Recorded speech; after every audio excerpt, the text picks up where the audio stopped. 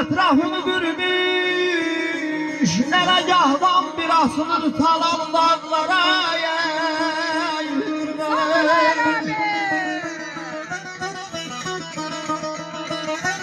Var olay canı kardeş. Allah sana can sağlığı ömür versin kardeş. Gedi belə yalvan meşələrin amalama balam Eləcəm vurmuş əsir Ayak onların fətəhdən balan dağlara Qırğalım sərqaya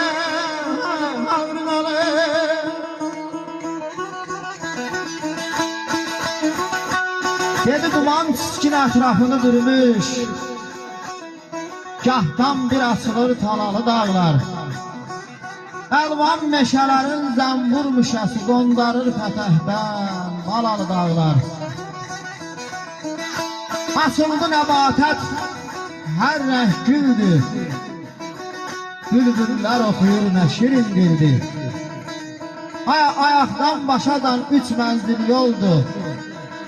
Köhlən ayağından Malalı dağlar Köhlən ayağından Malalı dağlar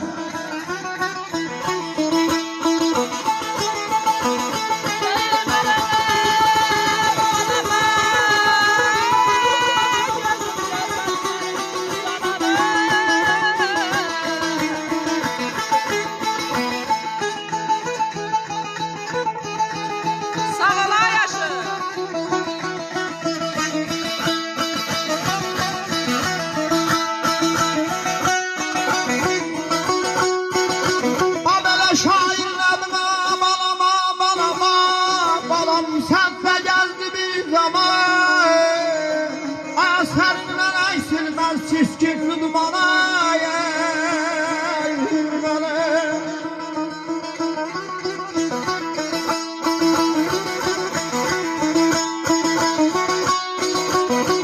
Evet çukur güne bana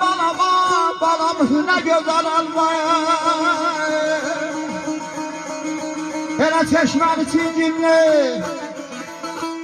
Günah dağları